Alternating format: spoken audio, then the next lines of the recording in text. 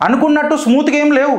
నిన్న ఒక పోరడు సరే మాట్లాడిండు చేసిండు, నేను మహేష్ గాడ్సే గురించి మాట్లాడుతున్నా, మాట్లాడిండు తప్పు ఓకే చలో, అయితే దాడులు చేపిస్తారా? దాడులు చేపిస్తారా? మందలించాలి కదా, అట్లా కాదురా తప్పురా, అట్లా కాదురా, మందలించాల్సిన పెద్దలు మర్చిపోయారు, మొత్తం దాడులు చేసేసారు. అయ్యా జాగిర్లు ఉన్నాయి ఇక్కడ దాడులు చేయనీకే, పుణ్యానికి ఉన్నాయి ఇక్కడ దాడులు చేయనీకే, ఎట్లయితుంది?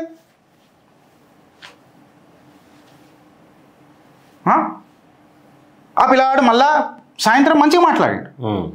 చెప్పే తత్వం ఉంటే ఎవరైనా వింటారు. కూర్చోబెట్టి ఇట్లా కాదు బ్రదర్ గిట్లా అని చెప్తే వింటారు.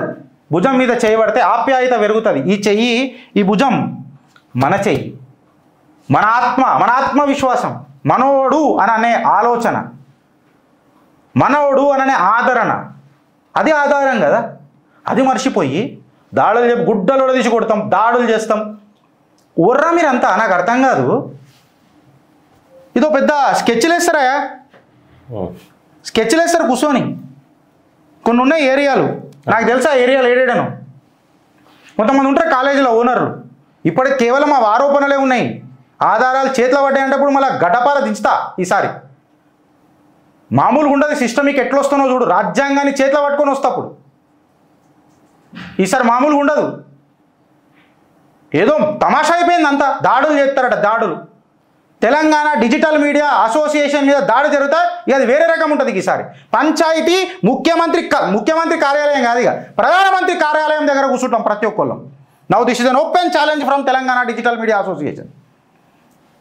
పిఎంఓ ఆఫీస్ దగ్గర కూర్చుంటాం. ఇక సార్ తెలంగాణలోకి ఇట్లా జరుగుతున్నది, దేశ సరిహద్దులు దూరం మాట, మా ఇంట్లో గల్లీలు సురక్షితం లేవు సార్, మా ఇంట్లో మా మనుషులు సురక్షితం లేరు సార్, అది మళ్ళీ ఎవరి వల్ల కాదు సార్, మేము సపోర్ట్ చేసినందుకు చచ్చిపోతున్నాం సార్.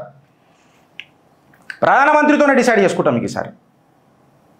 రక్షణ మంత్రి మాకు రక్షణ కల్పిస్తాడా, హోంశాఖ మంత్రి మా ఇల్లులు చక్కగా చూస్తాడా అని మాట్లాడతాం సార్. ఇక ఎందుకంటే మళ్ళీ మంత్రులే మమ్మల్ని మాయ చేసి మంట పెడితే మేము ఆడ కూర్చుంటాం. ఇక ఐఎమ్ నాట్ సేయింగ్ దిస్, ఆడనే కూర్చుంటాం నెక్స్ట్ ఏదైనా దాడి జరుగుతుంది. అరే ఎవరికి సపోర్ట్ చేయాలా, ఏం చేయాలా, సబ్జెక్టు రిఫరెన్స్ లేకుండా మాట్లాడిన వాళ్ళకు కార్యకర్తలను పంపించి మీరు సెక్యూరిటీ పంపిస్తారా అండి? కొత్త అధ్యక్షుడిని అసలు గౌరవం లేకుండా ఇష్టం వచ్చినట్టు మీ పంచాయతీలతో అవమానిస్తారా అండి? ఇదా అండి మీ సిద్ధాంతము? ఇదా అండి చిన్నప్పటి నుంచి లేచి పెరిగిన తత్వము? ఇవాళ ఇంటోడికి బయటోడికి ఏం డిఫరెన్స్ ఉందండి? ఏందుందండి? నవ్వుతున్నారండి కాషాయ కార్యకర్త అంటే, మమ్మల్ని చూసి నవ్వుతున్నారు. ఒకరోజు కాకరిచ్చి ఉంచి ముఖం మీద ఉంచే రోజు వస్తుందండి. నిద్రలకేని లేవురి కుంభకర్ణ నిద్రలకేని. ప్రజా ప్రయోజనాల కోసం చేసే రాజకీయాలు దాడులు ఒక సింపుల్ టాపిక్ అయిపోయింది ఉదయ్. ధర్నా ఢిల్లీలో అవుతుంది ఈసారి, తెలంగాణ గల్లీలో మీరు లొల్లి చేయండి. అమ్మ తోడు డిజిటల్ మీడియా అసోసియేషన్ మెంబర్గా చెప్తున్నా, వదిలే ప్రసక్తి ఉండదు. ఈసారి ఢిల్లీలో పంచాయతీ పెడతాం. ఈసారి ఆపరేషన్ సింధూర్ అయినా ఏ ఆపరేషన్ అయినా ఢిల్లీలో పంచాయతీ అవుతుంది. ఇక దాన్ని ఖచ్చితంగా మేము మాట్లాడి తీరుతాం. దాడులు ఏం కామన్ అయిపోయినాయి. ప్రతిసారి గిరిజాన్ని కొట్టినట్టు మహేష్ గాడ్సేని కొడతారట.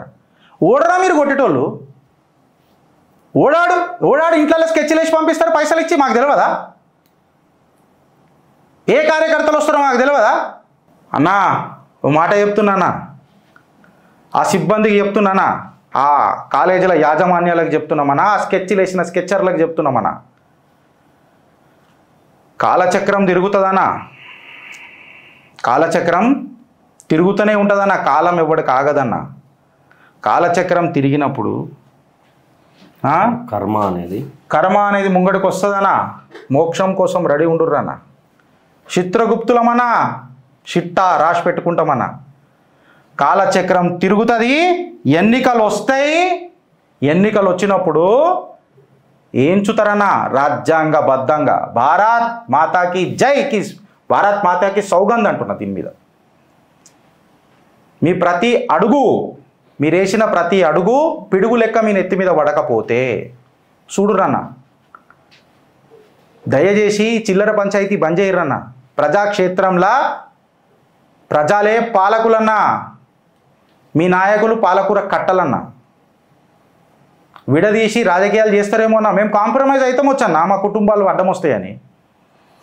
బట్ ఎలక్షన్ రోజు మాత్రము మీ కుటుంబాలు మా చేతులు ఉంటాయన్న. మీ రాజకీయ భవిష్యత్తు లేకపోతే బాయిల కప్పలన్నా రాజకీయ నాయకులు. ప్రజాక్షేత్రంలో ప్రజలే పాలకులన్నా. ఇది యాది పెట్టుకోరన్న. అది యాది పెట్టుకొని రాజకీయాలు చేయరన్న.